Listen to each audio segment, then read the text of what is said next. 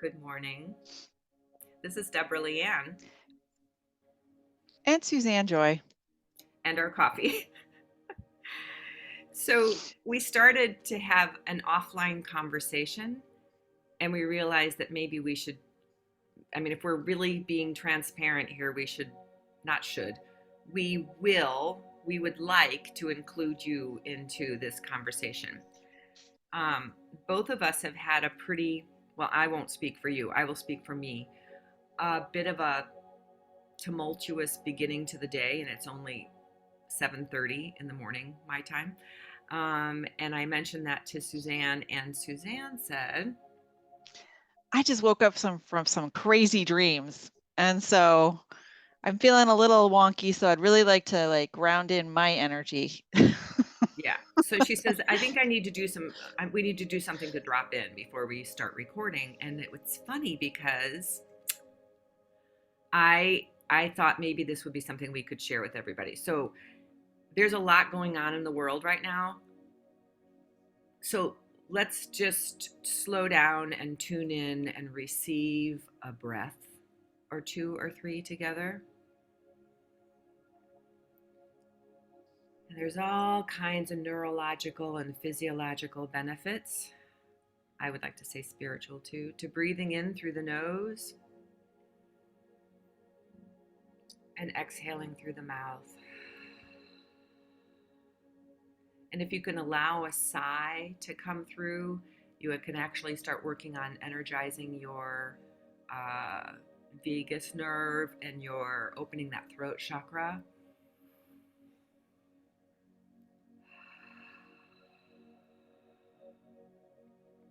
And this is going to be my third one. In through the nose and a loud ah. And isn't ah one of the important It's one of the important notes. yeah, Yeah. It's the heart-centered note. it's also tied to God, to uh a lot of important words, Yahweh, so many ways of saying the sacred, we say with that amen, right? So, and let's just drop in terms of being in our bellies. And sometimes it just means I have to put my hand on my belly, um, and my other hand on my heart, and remind me that this body is the most spectacular vehicle I could have ever arranged for me. And I bet yours is too, Suzanne. And then I think for me, I already noticed my shoulders went down about 2 inches. hmm How are you feeling? I'm doing well. Thank you. You're so welcome. Presencing. It's all about presencing, being in the present. So we have an interesting topic today, which I'm sure is what brought on some of this energy, because it's all about purposelessness, which we'll get into talking about what all that means, or at least to us, to the Siddhic state of immortality through the gift of totality. Um, and my mind immediately goes to totality of like when you have a full eclipse, right? That's where I go. But because you see the whole thing being completely covered, right? It's like Right. completely absorbed. Um, but let's start with the that state of constant fear of death, fear of life, fear of being ourselves, fear of embracing everything that we are. What Yeah. do you think? How does purposelessness show up for you? Mm. Well, funny enough, this is the 28th gene key. And this was my work. Well, it still is my work. What am I kidding? In my IQ. And this is my, what I developed during my ages of 14 through 21, when you're like, oh, oh, whoa, what am I doing here? What am I doing on this planet? Gosh. um,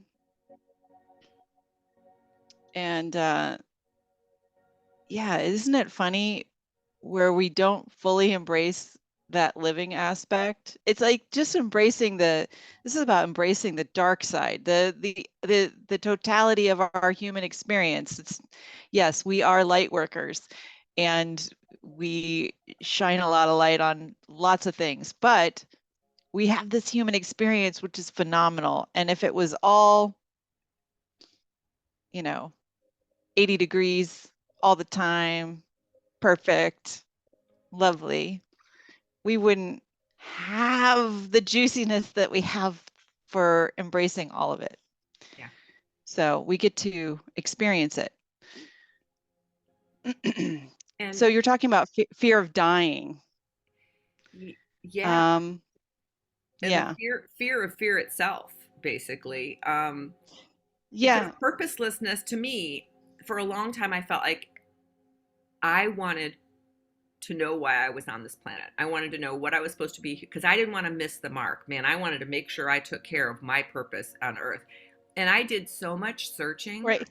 Yeah. for so many years, read every book out there on purpose, did all the journaling, the retreats, and it finally came down to, oh, wait a minute, I get to create this. Somebody's not going to tell me what my purpose is. And it is about, I believe, recognizing, owning, celebrating our gifts, and then how do we serve with those gifts. To me, that's all I need to be, Right. is to be me, a fully expressed Right. loving me. There's a couple of other versions of me, not so, but so so Yeah. when you felt like I mean, like, there are moments where we feel like the gift, the flip side, right, is the totality. Like, oh, Hmm. th- this is why I'm here. Like, and it kind of Hmm. blips in on occasion, like those perfect days, that we have in the weather. Um, Yeah. and when it does, that's exactly what it is like, isn't it? It's like, but if I felt like this all the time, life wouldn't be what it is, right? It wouldn't be the complex learning playground that I get to hang out in, right? And co-create with, But coexist. what I think, what I like about totality is that you're not afraid of it. You're embracing all of it. And so you have this rich experience of being alive and you hold nothing back. You are a creative force in your own experience. And Yeah, so it's giving 100% to every moment that you're here. So you're living without hesitation. You are just um, full on, is yeah, all I can say. I mean, I thought it was really interesting that Richard talked about the three you know, dilemmas of avoidance that we kind of play in, which you described. The fear of living. That if people are afraid of living, then they live a very hollowed kind of existence. It's like nobody's home and they're just walking around. yeah. you know, it's like, what kind of life is that when we're Yeah. not fully like doing it? I'm not We're going to rock just, any boats. I'm just going to, yeah, like, go through the just motions, do what right, people ask me to do. Yeah, there's no, it feels very victimy to me. Like like life happens to them versus right, them playing with life. right. And then he talks about the fear of dying. And that's like the opposite. That's when people like maybe hit a midlife and then they just start taking all kinds of crazy risks. They're like, let's just it's the fear of missing out because they're about to like extinguish themselves in some form or way. And so they're like, I don't want to leave this planet without being fulfilled. And then they just make really colorful choices in their life. You Colorful, good know, word. Yeah, yeah. it's that bucket list. Like, I've always wanted to have a threesome. I've always wanted to, like, jump out of an airplane. I've always wanted to, you know. Yeah. And there's not And like then a lot of thought of, I don't, who are they trying to appease there? A little kid that wants to do everything that they didn't get to do when they were kids and their moms and dads told them no. I don't understand that very much. But I'm also not one of, I tend to be more on the repressed side than the Mm. live it out loud side. And then the crazy last one was the fear of not even living. So that's interesting Is that like when your life ending? What does that mean? it's it's like, have I completed everything? It's almost like this pressure that rises inside of us, and our ego is afraid to die. Mm, And so it's, as Richard describes, the creative, the potential energy to the kinetic energy. And so it like that awakens us. That's the part that like really jolts us into um I don't, to actually creating something brand new. Um, and yeah.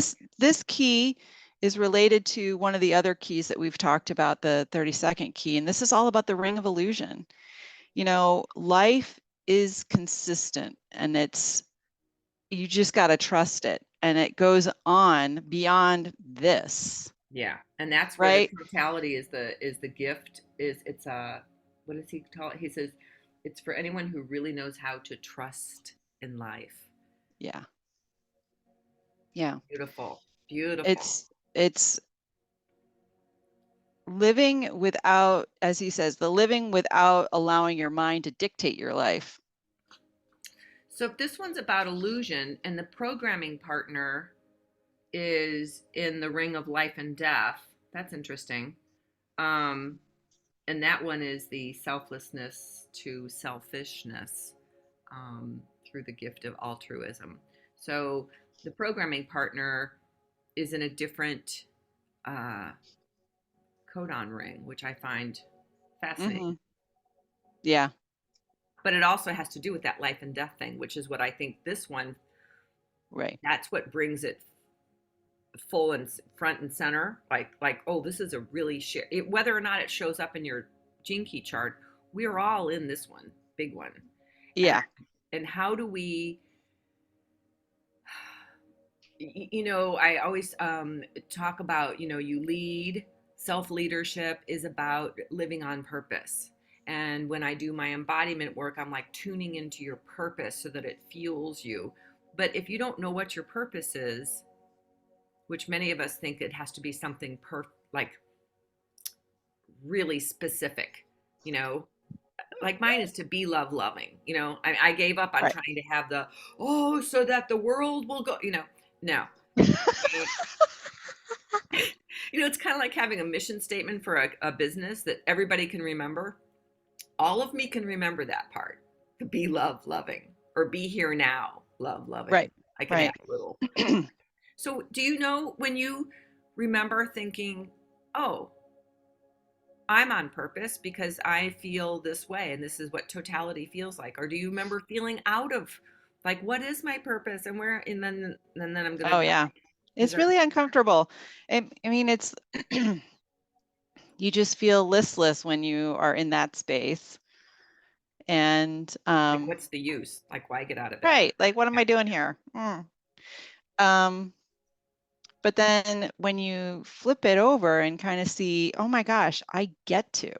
Like when you Yeah. get to try something brand new that you never have tried before, you see stuff with new eyes. And I think that's part of the childlike quality and the altruism that comes in it, because you you have that level of innocence with it too that you can play in. I love Um, that. And that's so well, and that's that where trust comes in. right, Very, very rarely do you see little ones not trust. I mean, right, so often they'll go, hi, and they'll come running up to a complete yeah, stranger, and we're going, no, we need to talk about, and then and somewhere along the line, we teach them that stranger danger thing, which is right, right, totally like breaking their little hearts because they're like, I want to be me and love the world. And, most children are, and I love that. And yeah, so uh, anyway, I have my daughter was just visiting with her new niece, and who's not even a year, out in Vegas on her way back to Australia. She sent me the cutest clips of interacting with this child, and I can see how it lights her up, and then how Mm-hmm. she lights the child up, and they have this beautiful. And she's not very verbal. I mean, she just makes a bunch of sounds, but she's talking away to Miranda like she's having a conversation. And Oh Miranda yeah, that's the talks right. best part. I They do. were, We do this all the time, right? I know. I'm like, oh, we don't have to use words. We can just. No. So, but you can see their mutual like love and appreciation for each other. Like it just lit up in their faces. It's so cute. So I know that babies have a different uh, trust in life that allows them to be fully present and without all that fear of, oh, I can't be too much of this, or I can't be too happy or too sad. Well, because None of that. they don't get their mind involved. Oh, That's where their we ego get. hasn't like set Mm, in yet. yeah. So I I love the fact that when we talk about or when Richard talks about the nature of the beast, which is immortality, Mm. it's the spiritual essence that when drunk will restore eternal youth. Like you can only be found in the present moment. That's all that there ever is. So be. Why do we choose to go zone out in front of Netflix or triple zone out with a glass of wine?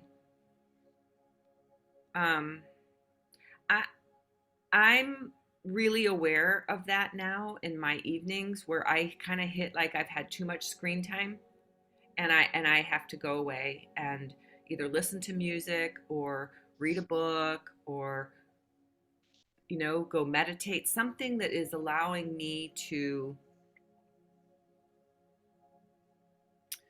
I don't know what the word is, to drop in, to feel, to look at my day, to consciously pause. I think that's the word. It's that pause and reflect time.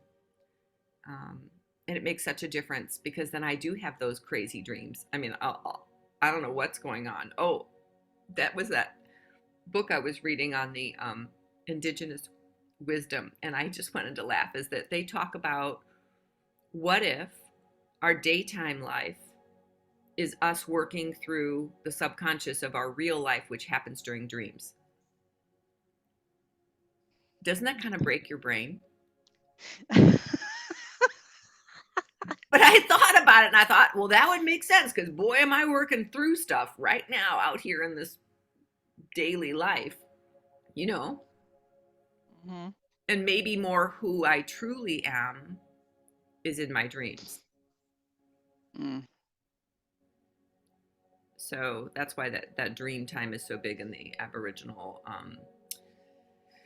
uh, spirituality. Their, well, basically their philosophy about life. Period. So tell me, if you, the immortality thing, is it, he also said something in there about it's not something that our brain can wrap itself around, like that we no. live forever. I mean, like our brain has this thing about time, beginning, ending, was born on this date, you know. Right, right, right, right.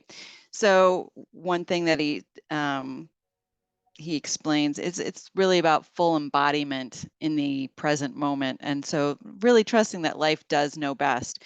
He says, true immortality is actually the cessation of time. Is that how you pronounce it? Sensation. Cessation, like the ending. Yeah, ending of time altogether. This is the only way to escape death, is to live so entirely within the present moment that death cannot exist. Whereas totality means to live life to the utmost, immortality means to die into the everlasting moment. Whoa. Okay, let's just repeat that again. So, whereas totality Totality. means to live life to its utmost because you get to experience all of it. The yummy, the yucky, the all of it. Immortality means to die into the everlasting moment and just be in it. Just, Like you're swimming in yeah, that. right. That We space. used to call it when I when I was in magic school, kind of energy school, we called it the essence, in our own essence and in the collective essence, right? Because Mm-hmm. it's that ethereal, unseen, if you want to call it 5D space, whatever. I mean, it's like, Right. whoa. It's And there is big. no, yeah, and there is Yeah. no And time. that's how we stay connected to everybody. I mean, hello, that's when we're talking beyond the veil, and there is no veil anymore anyway. So it's like, hey, we're communicating with everyone on any kind of plane. Yeah, And you don't have to fear like of being extinguished. I mean, the only thing that you could be extinguished from is your own ego. And you just kind of morph back into, you know, collective consciousness.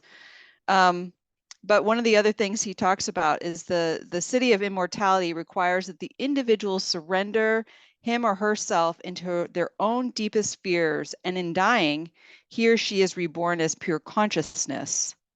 mm, Such a being realizes their true purpose as the purpose of life itself, to live in the immortal truth of its own nature beyond time and form.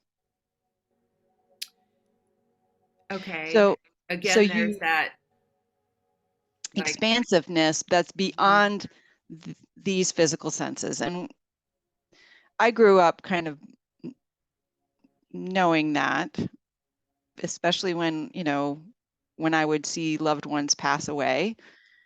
And, as kids, we all like sensed them, and we knew that their body wasn't just them. And that's where you know that there's more beyond this physical. This is the vehicle in which we house ourselves, but it's in this knowing that life. in Yeah. this life, right? Um, I don't know if I want to close on this, but I have this uh, kind of greeting that we used. Well, it was kind of a closing greeting after we did some. We used to trade energy sessions and healing sessions with each other, and it was just a beautiful way to say to the other person that I see you, I am you, and I love you. And it was so, it feels like these citic states of opening to beyond, right? So I can sense you, I can feel you feeling me. There's Mm-hmm. a true exchange going on, um, beyond just words going back and forth. But there's a, you can see, well, in my mind's eye, I can see the energy exchange, and that's really cool. I want to do more of that. Uh, um, I will say this is. I was listening to Richard yesterday, and he says consciousness does not need locality to experience its immortality. Immortality is simply the air that consciousness breathes. Mm. And that's just feels so expansive. And knowing that your Immortality your is true the nature, air that consciousness breathes. it's very expansive. And knowing that this is such a blip in being here, I know. that is like we won the freaking lottery. And that's where the totality of it comes in and says, well, what do we want to create now? What do we want to create while we're here? Because this is only momentary Yeah. that we get to be here. So, And now it's a new now. So what do we want to create now? right. And that's the thing that I think is, um that whole time thing that we get our brain. So, and it is not necessarily a human shared thing, because there are indigenous people who don't have the time thing. They're not as linear thinking, and they have their way of talking about time is now or not now. Are we going to do this now? Oh no, not now. And I'm like, I well, want to how do do they that like now. plan lunch? I mean, how do they? I. Now or not now? Yeah. Yeah, I love Enough. that. Yeah. Anyway, I'm like Good.